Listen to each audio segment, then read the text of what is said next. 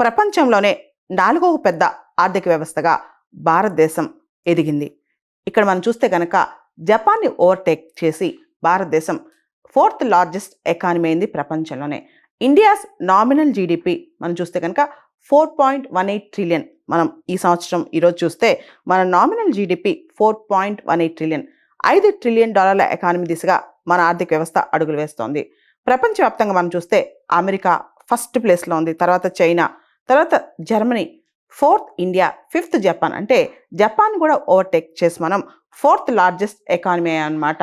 India అతి త్వరలో జర్మనీని కూడా ఓవర్‌టేక్ చేసి 3rd లార్జెస్ట్ ఎకానమీ అవుతుంది. దాదాపు 2030 కల్లా ప్రపంచంలోనే 3వ అతిపెద్ద ఆర్థిక వ్యవస్థగా భారతదేశం ఎదగనుందన్నమాట.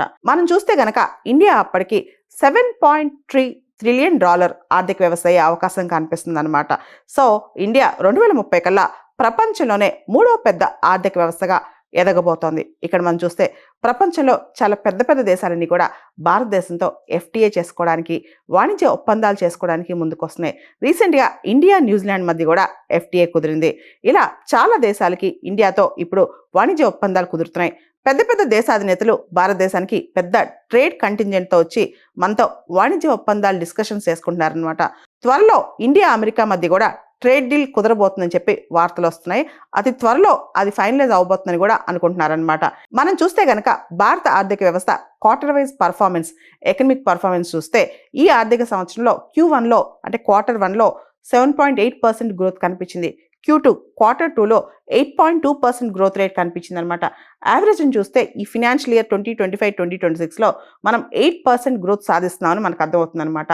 దీని డ్రైవర్స్ ఏంటి? ఇంత గ్రోత్ రేట్స్ బాగా పెరిగి మన ఆర్థిక వ్యవస్థ ఇంత స్ట్రాంగ్గా పుంజుకోవడానికి ప్రధానమైన కారకాలు ఏంటి, కారణాలు ఏంటి ఒకసారి చూస్తే డొమెస్టిక్ డిమాండ్ బాగా పెరగటం, ప్రైవేట్ కన్సంప్షన్ పెరగటం, అదేవిధంగా అర్బన్ స్పెండింగ్ పెరగటం, ఇండస్ట్రీ సర్వీస్ సెక్టర్ రికవర్ అవటం, దాంతోపాటు ఇన్ఫ్లేషన్, ద్రవ్యోల్బణం తగ్గుముఖం పడుతూ ప్రజల యొక్క పర్చేసింగ్ పవర్ పెరగటం అనమాట. మనం చూస్తే ఈ GST 2.0 రిఫార్మ్స్ కూడా దీనికి సహకరించినట్లు అర్థమవుతుందన్నమాట. అండ్ ఈ గ్రోత్ అనేది భారతదేశానికి చాలా ఇంపార్టెంట్.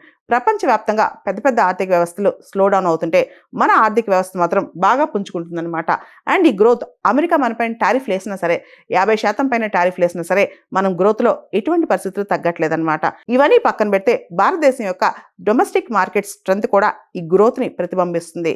సో ప్రపంచంలో ఆర్థిక వ్యవస్థలు ఎలా ఉన్నా సరే మన మూలాలు స్ట్రాంగ్గా ఉండటం వల్ల భారత ఆర్థిక వ్యవస్థ పుంజుకుంటుందన్నమాట. మనం global rating agencies, global institutions కనుక భారత ఆర్థిక వ్యవస్థని ఏ విధంగా రేట్ చేస్తా చూస్తే వరల్డ్ బ్యాంక్ 6.5% గ్రోత్ ఉంటుందని చెప్పింది, మూడీస్ 6.4% గ్రోత్ ఉంటుందని చెప్పింది, IMF 6.6 గ్రోత్ ఉంటుందని చెప్పింది, అదేవిధంగా స్టాండర్డ్ పూర్ S&P వాళ్ళు 6.5% గ్రోత్ ఉంటుందని చెప్పారు. వీటన్నిటిని దాటేసి భారతదేశం ఇప్పుడు 8% గ్రోత్ సాధిస్తుంది అనమాట. ఇది చాలా గొప్ప ట్రెండ్ అనే చెప్పొచ్చు అనమాట. మన దగ్గర ఇన్ఫ్లేషన్ తగ్గుముఖం పట్టింది, అన్ఎంప్లాయ్మెంట్ కూడా తగ్గుతోంది, అంటే ఉద్యోగాలు పెరుగుతున్నాయి, ఎక్స్పోర్ట్స్లో కూడా గ్రాడ్యువల్ ఇంప్రూవ్మెంట్ వస్తుంది, మనం డైవర్సిఫై చేసుకుంటున్నాం, క్రెడిట్ గ్రోత్ పెరుగుతుంది, కన్సంప్షన్ డిమాండ్ 2 పెరుగుతున్నాయి. దీంతో మన ఆర్థిక వ్యవస్థ బాగా పుంజుకుంటోంది.